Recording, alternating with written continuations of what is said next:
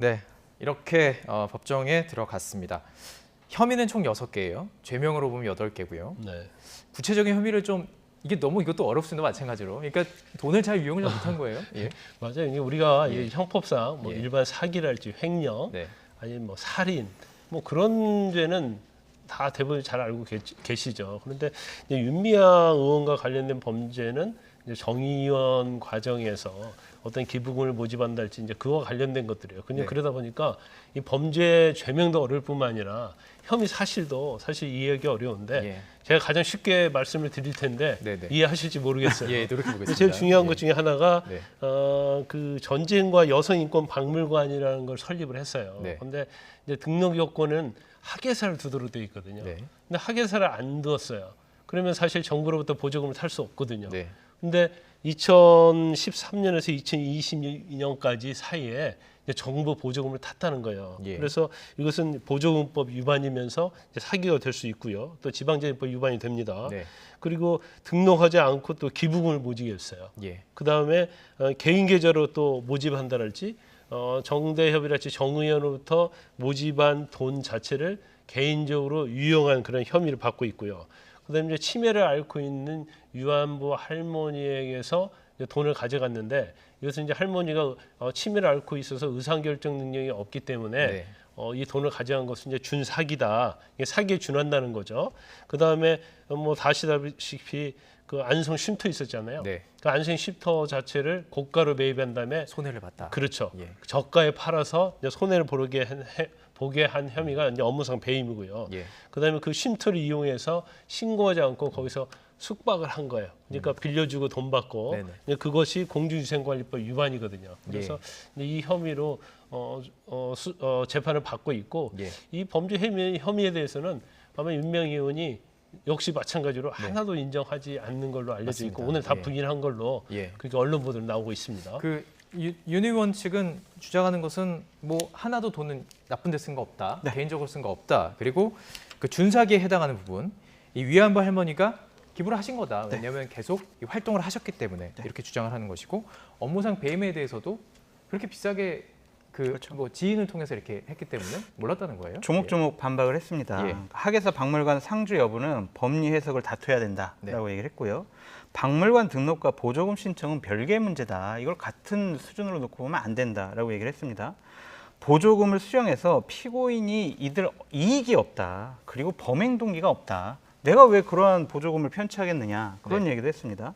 그리고 기부금법 위반 혐의는 이미 검찰에서 조사해가지고 한번 불기소 처분해줬다. 그렇기 때문에 이것은 다시 한번 기소하는 것은 공소권 남용이다. 이런 식으로 얘기를 했고요. 조의금도 기부금 취급하는 것은 이건 이해를 못하겠다라고도 얘기를 하고 네. 숙박업은 영리 목적이 아니다. 예. 이런 얘기도 하고요. 기론옥 할머니에 대한 준사기 혐의 같은 경우에는 분명히 뭐 입양도 하고 여러 가지 건강했다. 본인의 자의적인 판단이었다. 네. 이런 식으로 해명하고 있습니다. 예. 그렇다면 어떤 것이 가장 쟁점이 될 것으로 보십니까? 아마 여기에서는 제일 중요한 것이 제가 볼 때 이제 보조금 자체가 금액이 크고요. 예. 그다음에 이제 업무상 배임 자체는 뭐 비싸게 사서 싸게 팔았기 때문에 그건 뭐 시가에 따라 또 달라질 수 있는 부분이 있다고 봐요. 그런데 아마 본인이 개인적으로 기부금을 모집한다랄지 아니면 단체 이름으로 기부금을 모집한 다음에 그걸 유용한 부분이거든요. 네. 그래서 본인이 이제 유용한 것이 아니다고 보고 있죠. 주장을 하죠. 그러니까 쓸 때 정당한 데 썼다고 얘기하지만 그게 횡령이 된다고 한다면 예. 이게 금액이 많고 적고를 떠나서 이건 사실은 이 유안부 할머니와 관련된 이 돈 자체가 이건 의미가 엄청난 거잖아요. 그렇기 때문에 아마 횡령과 관련된 부분이 일부라도 인정이 되면 횡령. 그러면 아마 윤미향 의원에 대해서 예. 상당히 중한형이 선고될 가능성이 크다 이렇게 보고 있습니다. 그러니까 이제 검찰에서는 이런 얘기를 하는 거예요. 정의업의 보조금과 기부금이 불투명하게 관리가 됐다. 네. 그것의 총책임자는 윤미향 의원이다라는 네. 얘기를 했어요. 보조금 같은 경우에 어떻게 자금 세탁을 했냐, 그 구체적인 방법까지 검찰에서는 다 제시를 했습니다. 인건비를 정상적으로 지급받은 것으로 일단은 다 규정상 해놨다. 네. 그러다가 세탁을 했다. 어떻게 세탁했냐?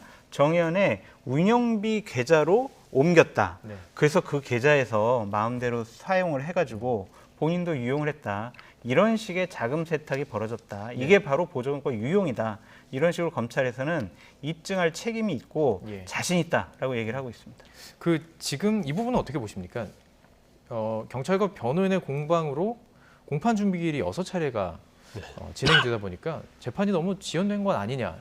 그럼 의도적인 것은 아니냐? 이렇게 보는 물론 이제 분들도 쟁점이 좀 많이 있는 재판일 수 있어요. 네. 그런데 일반적으로 공판 준비일이 이렇게 자주 오래 하지 않거든요. 6번 자체는 굉장히 이례적인 거거든요. 네. 그러면 사실 윤미향 의원이 국회의원이잖아요. 그러면 국회의원 임기가 4년이단 말이에요. 그러면 공판 준비기일 끄는데 지금 11개월 걸렸어요. 예. 그러면 앞으로 11개월이면 1년 다 한 거잖아요. 그러면 국회의원 임기가 3년밖에 안 남았거든요. 네. 그럼 이와 관련된 증거가 굉장히 많아요. 그럼 거기에 대해서 증인 신문도 해야 하고 절차가 굉장히 복잡하단 말이에요. 아마 재판 준비기일이 6번 했다고 한다면 네. 본 재판은 훨씬 더 많아질 가능성이 크고 예. 경우에 따라서는 이제 증인이 있는데 못 나오는 증인이 있을 수 있고 또 윤미향 측 증인이라고 한다면 의도적으로 계속 재판기를 공전시킬 수 있는 그런 뭐 경우도 생각해 볼 수 있거든요. 네. 그럼 결과적으로 이 사건이 대법원까지 가면 결국 윤미향 의원의 임기는 예. 뭐 끝날 것이다 이렇게 볼 수밖에 없어요. 예. 그래서 저도 개인적으로 볼 때는 예. 이런 식으로 재판이 이루어지면 예. 아마 윤미향 의원이 유죄 무죄 결과에 상관없이 예. 대법원 판결이 나왔을 때는 예. 이미 국회의원 임기가 마쳤을 때일 것이다 이렇게 볼 수밖에 없죠. 아, 그렇군요. 저희가 오늘 일단은 그 법률과 관련된 얘기들을 좀 자세히 짚어봤습니다. 이게 하시고 싶은 말씀 있으세요? 네. 예.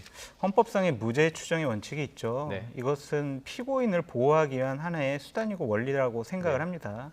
그런데 그것이 지금 자칫 잘못하면 국회의원이라는 공직자를 보호하기 위한 수단으로 저 사람은 죄가 없어. 이러한 구체적인 혐의로 기소를 당했는데도 저 사람은 그냥 무죄 추정을 해야 돼. 대법원 판결 때까지. 이런 식의 논리 제공을 할 수가 있다고 생각이 들어요. 예. 그렇기 때문에 공직자는 일반인보다 더 높은 도덕성을 요구받아야 되고 네. 그것을 지킬 의무가 있다. 예. 무죄 추정의 원칙이라는 보호막 뒤에 숨어서 예. 자기 임기를 계속 연장하겠다라는 자기 국회의원직 임기에서 하는 여러 네. 가지 법률안 입법안과 발언들을 정당화시키는 수단으로 삼아서는 안 된다라고 말씀드리고 싶습니다. 시간이 주는 무게라는 것이 있기 때문에 그럼요. 그 시간의 무게를 좀 가치를 따져보면 어떨까라는 생각 좀 생각해봤고요.